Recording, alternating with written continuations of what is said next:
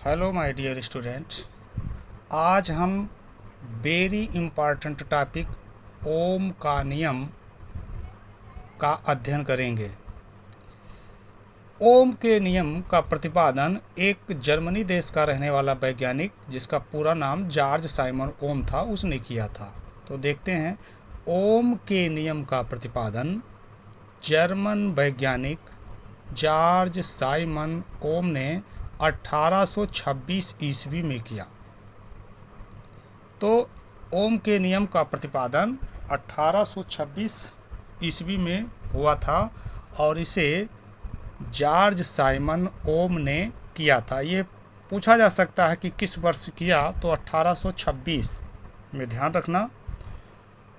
इसके लिए इसने एक चालक तार के दो विभवों का जो विभवांतर होता है, मान लेते हैं किसी एक चालक सिरे में प्रवाहित धारा आई है और उसके एक सिरे का जो विभव है वो 10 वोल्ट है, दूसरे सिरे का विभव मान लेते हैं 5 वोल्ट है।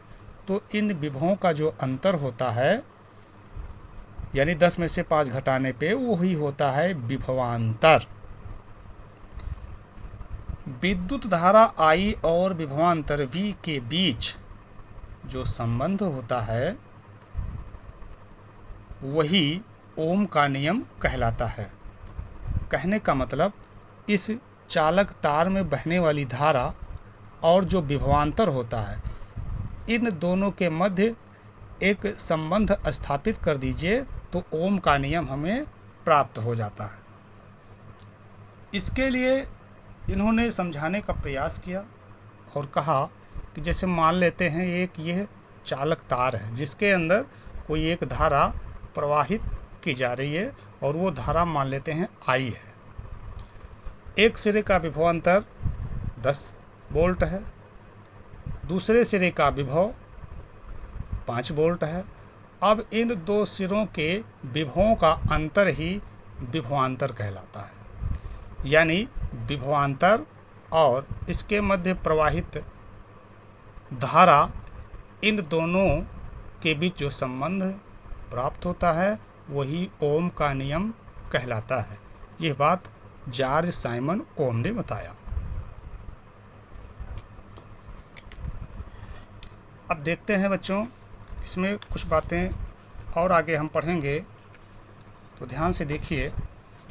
ओम के नियमानुसार, ओम के नियम अनुसार किसी धातु के तार में प्रवाहित होने वाली विद्युत धारा I उस तार के सिरों के मध्य उत्पन्न विभवांतर V के अनुक्रमानुपाती होती है, जबकि तार का ताप निश्चित हो।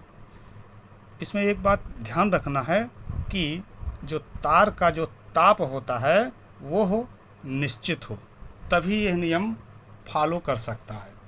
इसके लिए उन्होंने बताया कि यदि चालक में प्रवाहित जो धारा होती है I और विभवांतर V होता है, तो ध्यान दीजिए, यह है विभवांतर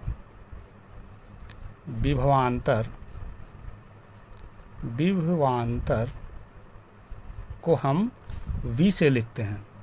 विभवांतर अनुक्रमानुपाती होता है धारा के। विभवांतर को हम V से लिखते हैं, यह अनुक्रमानुपाती होगा I से। आगे हम पढ़ते हैं, अगर हम अनुक्रमानुपाती का चिन्ह हटाते हैं तो एक कांस्टेंट R से हमको गुणा करना पड़ता है, I R। यही ओम का नियम है, V बराबर I R, V बराबर I R। यही ओम का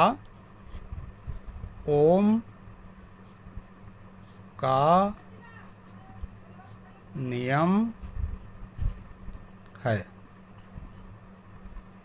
ध्यान से देखिए बच्चों, बहुत ही सिंपल भाषा में इसको आप पढ़ सकते हैं।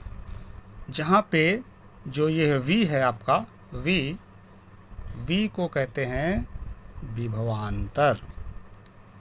V होता है आपका विभवांतर। इसी में एक स्थिरांक I न होके R है, R को ही हम नियतांक कहते हैं। नियतांक, यह R का मान एक नियत अंक होता है जिसे हम नियतांक कहते हैं। ये प्रतिरोध होता है। I है विद्युत धारा। बच्चों ध्यान दीजिए, ये I को हम विद्युत धारा कहते हैं। तो पुनः हम देख लेते हैं कि ओम ने जो नियम दिया और बताया, किसी धातु के तार में प्रवाहित होने वाली विद्युत धारा I उस तार के सिरों के मध्य उत्पन्न विभवांतर V के अनुक्रमानुपाती होती है, जबकि तार का ताप निश्चित हो। विभवांतर अनुक्रमानुपाती होता है धारा के। विभवांतर को V से लिखते हैं, धारा को हम I से लिखते हैं।